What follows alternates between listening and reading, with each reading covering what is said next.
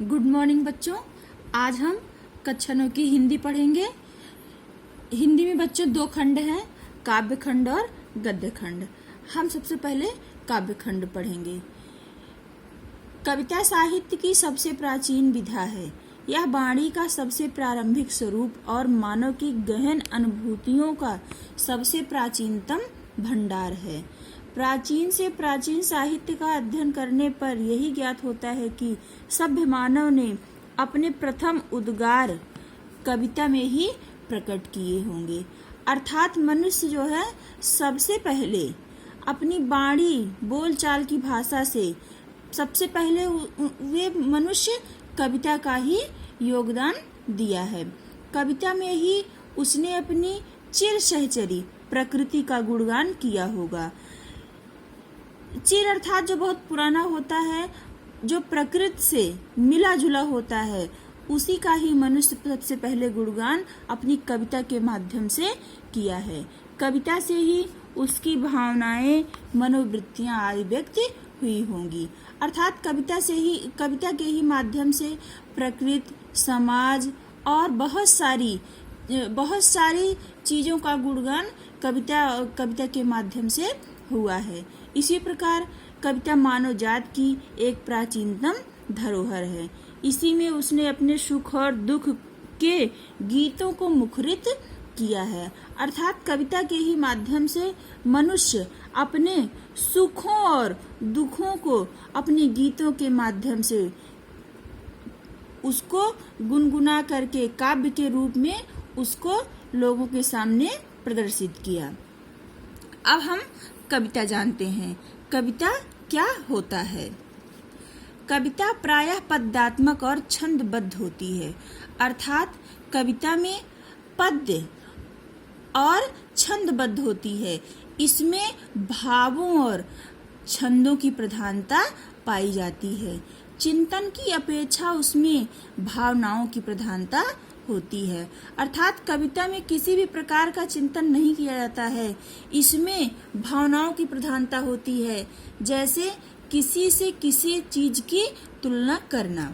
उसका उद्देश्य सौंदर्य की अनुभूति द्वारा आनंद की प्राप्ति करना होता है। अर्थात जितना सुंदर कविता होगा, मनुष्य उसको उसके ही आनंद में डूब जाएगा और उसका अनुभव प्राप्त करेगा। आनुषंगिक रूप से कविता द्वारा भाषा की वृद्धि होती है और इसी कारण से कविता के माध्यम से मनुष्यों की भाषाओं की वृद्धि होती है। अनेक प्रकार की भाषाओं की वृद्धि होती है, किंतु मूलतः वह आनंद का साधन है। तर्क और युक्तियों का आश्रय न लेकर कवि रसानुभूति का संवेद प्रभाव उत्पन्न करता है और कविता से ही कवि उसी रसों का अनुभव करते हैं जिससे उनके भावों की प्रधानता होती है।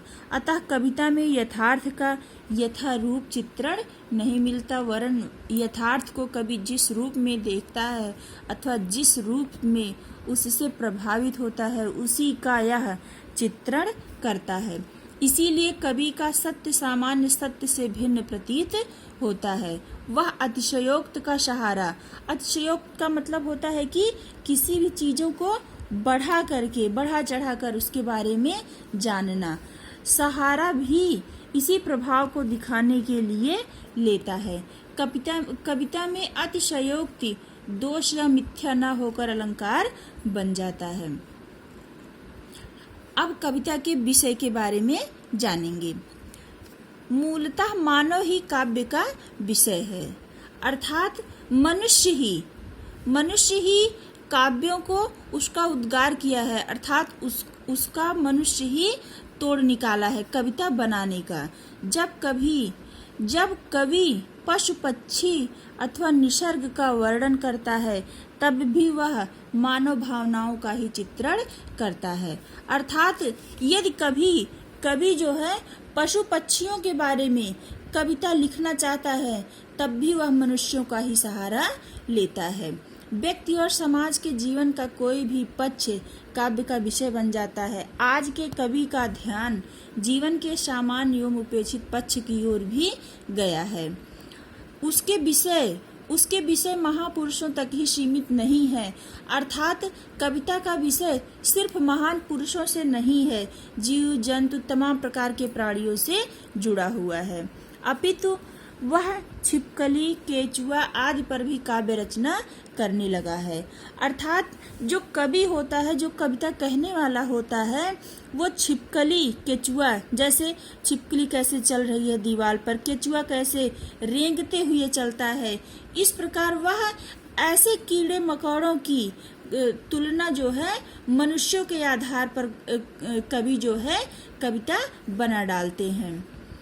परंतु उन्नत विषय भाव एवं विचार तथा आदर्श जीवन और उसका संदेश कविता को अस्थायी, महत्वपूर्ण और प्रभावकारी बनाने में अधिक समर्थ होते हैं। बच्चों, आज के लिए इतना ही। कल हम आगे कविता, संगीत, सादृश्य, विधान, बहुत सारी चीजें हैं, शब्द शक्ति है, इसके बारे में जानेंगे। धन्यवाद।